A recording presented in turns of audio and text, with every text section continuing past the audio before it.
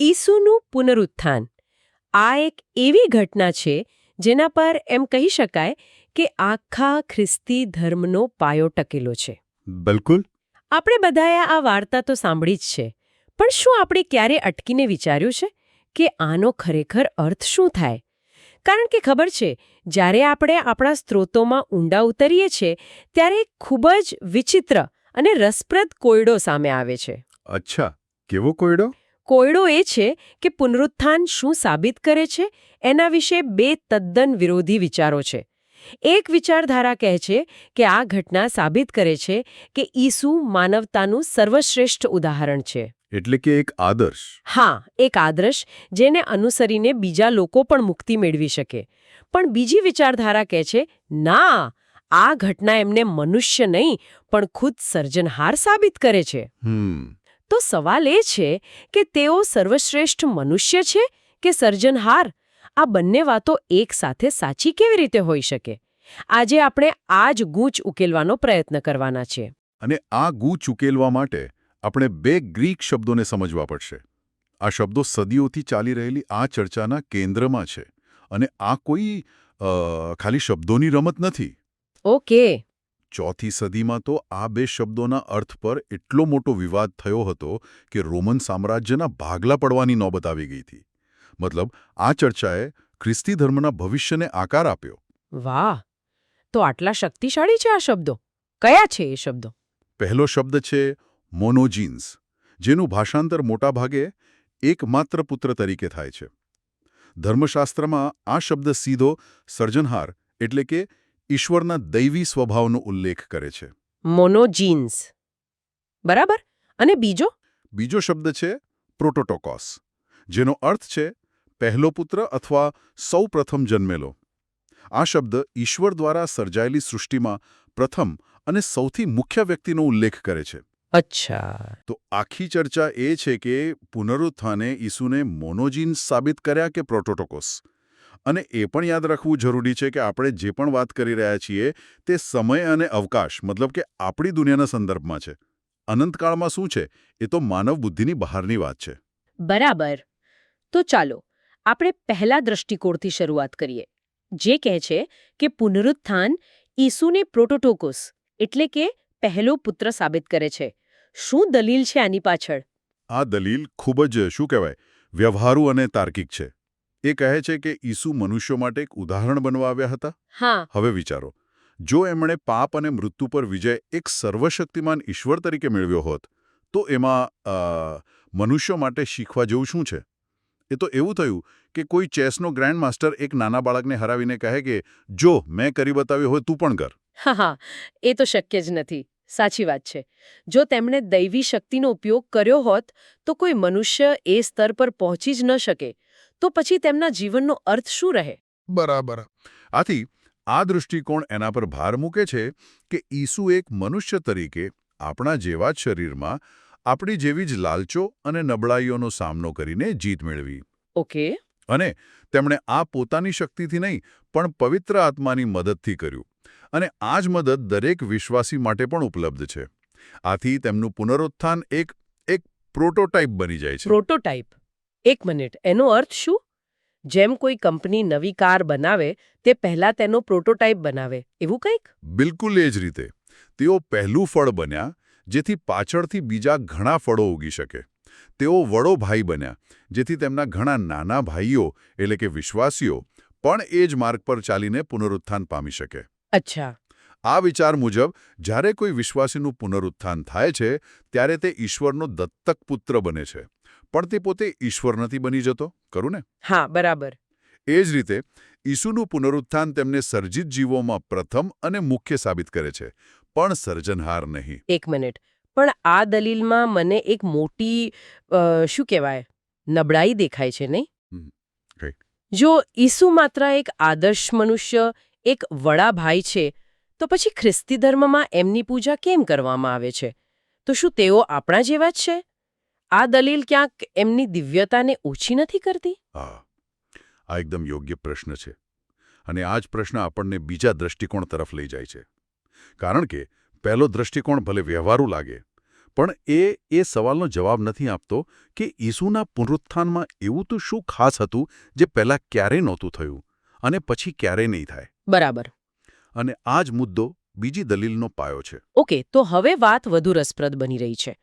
બીજો દૃષ્ટિકોણ જે કહે છે કે પુનરુત્થાન તેમને મોનોજીન્સ એટલે કે સર્જનહાર સાબિત કરે છે. આ કેવી રીતે? આ દલીલ ખૂબ જ સૂક્ષ્મ અને ઊંડી છે. તેનો આધાર એક જ વાક્યમાં છે. પાપોની માફી મેળવ્યા વિના પાપ અને મૃત્યુ પર સંપૂર્ણ વિજય મેળવનાર પ્રથમ વ્યક્તિ ફક્ત અને ફક્ત ઈશ્વર જ હોઈ શકે. આ થોડું જટિલ લાગે છે. જરા સરળ શબ્દોમાં સમજાવશો. પાપોની માફી મેળવ્યા વિના એનો શું અર્થ? ચાલો આને એક ઉદાહરણથી સમજીએ. કલ્પના કરો કે એક બાળકને અંધારાથી ખૂબ ડર લાગે છે. તમે એને 100 વખત કહી શકો કે બેટા ડર નહીં, ત્યાં કંઈ નથી. પણ જ્યાં સુધી તમે રૂમની લાઇટ ચાલુ કરીને એને બતાવશો નહીં કે રૂમ ખાલી છે, ત્યાં સુધી એનો ડર નહીં જાય. એ તમારી વાત પર વિશ્વાસ નહીં કરી શકે. બરાબર. એને ખાતરી જોઈએ.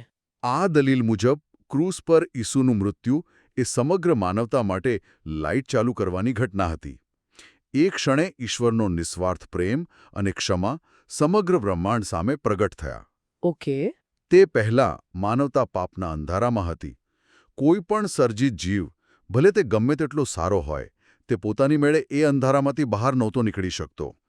તેને પાપ પર વિજય મેળવવા માટે પહેલાં ઈશ્વરના પ્રેમ અને કૃપાનો અનુભવ કરવો જરૂરી હતો, જે ક્રૂસ પર મળ્યો. એટલે તમે એમ કહેવા માંગો છો કે ક્રૂસ પહેલા કોઈ પણ મનુષ્ય માટે પાપ પર સંપૂર્ણ વિજય મેળવવો અશક્ય હતો, કારણ કે તેમને ઈશ્વરના પ્રેમની અંતિમ સાબિતી મળી ન હતી. બરાબર. કોઈ પણ સર્જિત જીવની સ્વતંત્ર ઈચ્છા ઈશ્વરના પ્રેમને જોયા અને સમજ્યા પછી જ પરિપૂર્ણ થાય છે અને પાપ પર વિજય મેળવવા સક્ષમ બને છે. હવે વિચારો, ઈસુએ તો ક્રૂસની ઘટના પહેલાં જ પાપરહિત જીવન જીવ્યું અને મૃત્યુ પર વિજય મેળવ્યો. એમને કોઈ લાઇટ ચાલુ કરે એની રાહ જોવાની જરૂર નહોતી. કેમ? કારણ કે તેઓ પોતે જ પ્રકાશ હતા. એમને પ્રેમ શીખવાની કે કૃપા મેળવવાની જરૂર ન હતી, કારણ કે તેઓ પોતે જ પ્રેમ અને કૃપાનું સ્ત્રોત છે. વાહ! આ તો આખી વાતને એક નવા જ દૃષ્ટિકોણથી રજૂ કરે છે. તો આ દલીલ મુજબ જે વ્યક્તિ કોઈ પણ પૂર્વશરત વિના, કોઈની મદદ વિના સૌ પ્રથમ વખત મૃત્યુ પર વિજય મેળવે, તે કોઈ સર્જિત જીવ હોય જ ન શકે. બરાબર. તે તો સર્જનહાર જ હોવા જોઈએ. એકદમ સાચું. તેમનું પુનરુત્થાન એ સમય અને અવકાશમાં તેમના શાશ્વત અને દૈવી સ્વભાવની અંતિમ મોહર હતી. જે પ્રથમ હોય તે કોઈ બીજા પર નિર્ભર ન હોઈ શકે. આથી પુનરુત્થાન સાબિત કરે છે કે તેઓ મોનોજીન્સ છે. ઓકે, હવે મારું માથું ખરેખર ચકરાઈ ગયું છે. આ બંને દલીલો પોતપોતાની જગ્યાએ ખૂબ જ મજબૂત છે. એક કહે છે કે તેઓ સર્વશ્રેષ્ઠ મનુષ્ય છે, બીજો કહે છે કે તેઓ સર્જનહાર છે. આ તો એક કોરડો છે જેનો કોઈ ઉકેલ જ નથી લાગતો. શું આપણે આમાંથી કોઈ એકને પસંદ કરવો પડશે? અને અહીં જ આ વિષયની સુંદરતા રહેલી છે. આ સ્ત્રોતો સૂચવે છે કે આ કોઈ વિરોધાભાસ નથી, પણ એક જ સત્યના બે પાસા છે. આ કોઈ આઈધર ઓર જેવી પસંદગી નથી, પણ બોથ એન્ડ જેવી વાસ્તવિકતા છે. બંને? એ કેવી રીતે શક્ય છે? કોઈ વ્યક્તિ એક જ સમયે સર્જિત અને સર્જનહાર કેવી રીતે હોઈ શકે? જ્યારે મેં પહેલીવાર આ બંને દૃષ્ટિકોણને એકસાથે સમજવાનો પ્રયત્ન કર્યો, ત્યારે મને પણ આ અશક્ય લાગતું હતું. પણ આનો જવાબ તેમના બેવડા સ્વભાવમાં છુપાયેલો છે. ધર્મશાસ્ત્ર મુજબ અનંતકાળથી તેઓ મોનોજેનસ એટલે કે ઈશ્વરના એકમાત્ર પુત્ર અને સર્જનહાર છે.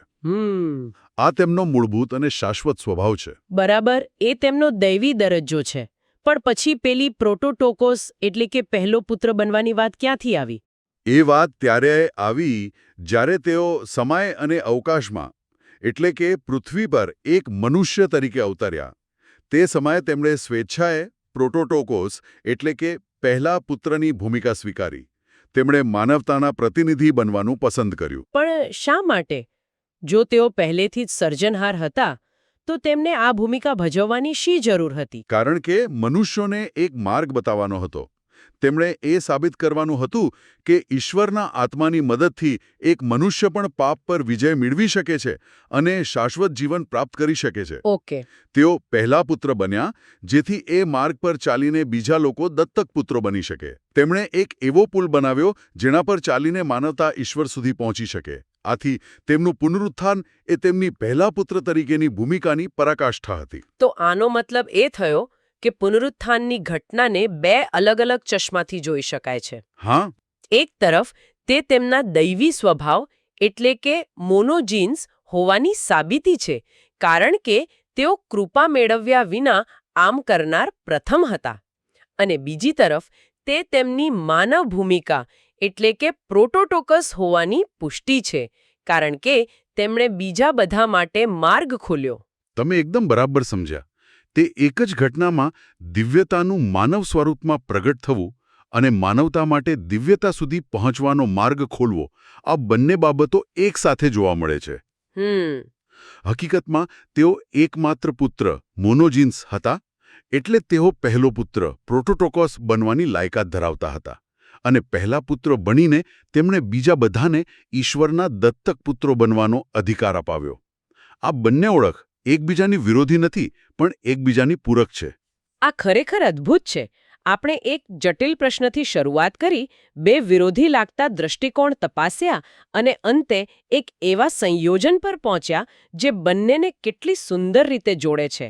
આ દર્શાવે છે કે કેવી રીતે સત્ય ક્યારેક બહુપરિમાણીય હોય છે. બિલકુલ. અને આ ચર્ચાને સમાપ્ત કરતા પહેલા એક અંતિમ વિચાર છે જે આ આખી વાતને એક નવા જ સ્તરે લઈ જાય છે, જે કદાચ આપણા શ્રોતાઓ માટે વિચારવાનો એક નવો વિષય બની શકે છે. જરૂર, જણાવો. આ સ્ત્રોતોમાં એવો પણ ઉલ્લેખ છે કે જ્યારે કોઈ સામાન્ય વિશ્વાસીનું પુનરુત્થાન થાય છે, ત્યારે તે ઘટના માત્ર તે વ્યક્તિની મુક્તિ પૂરતી સીમિત નથી રહેતી. અચ્છા. એ ઘટનાની અસર સમગ્ર બ્રહ્માંડ પર પડે છે. શું કહો છો? આખા બ્રહ્માંડ પર એક સામાન્ય વ્યક્તિના પુનરુત્થાનની? એ કેવી રીતે? હા, એવું કહેવાય છે કે માનવતાની મુક્તિની આ ગાથા સ્વર્ગદૂતો પણ ખૂબ જ રસથી જોઈ રહ્યા છે. જ્યારે એક મનુષ્ય જેની પાસે પાપ કરવાની પૂરી સ્વતંત્રતા છે, તે સ્વેચ્છાએ ઈશ્વરના પ્રેમને પસંદ કરે છે અને આજ્ઞાપાલનનો માર્ગ અપનાવે છે, ત્યારે તે સમગ્ર બ્રહ્માંડ સમક્ષ ઈશ્વરના નિયમો અને તેમના પ્રેમની સત્યતા સાબિત કરે છે. તે ઘટના સ્વર્ગદૂતોની સ્વતંત્ર ઈચ્છાને પણ પૂર્ણતા બક્ષે છે, જેઓ ઈશ્વરની યોજનાને સંપૂર્ણપણે પ્રગટ થતી જુએ છે. મતલબ કે માનવતાની પસંદગીઓ કોસ્મિક સ્તરે મહત્વ ધરાવે છે. એટલે એક વ્યક્તિની શ્રદ્ધા માત્ર વ્યક્તિગત નથી, પણ બ્રહ્માંડીય છે. બરાબર. અને આના પરથી એક વિચારવા જેવો પ્રશ્ન ઉદ્ભવે છે, જે હું આપણા શ્રોતાઓ માટે છોડી જવા માંગુ છું. હા. જો એક સામાન્ય વિશ્વાસીનું પુનરુત્થાન પણ બ્રહ્માંડ પર આટલી મોટી અને ગહન અસર કરી શકે છે, તો પછી આપણા રોજિંદા જીવનમાં લેવાયેલો શ્રદ્ધા અને આજ્ઞાપાલનનો એક નાનો નિર્ણય પણ કોસ્મિક સ્તરે કેટલું વ્યાપક મહત્વ ધરાવતો હશે.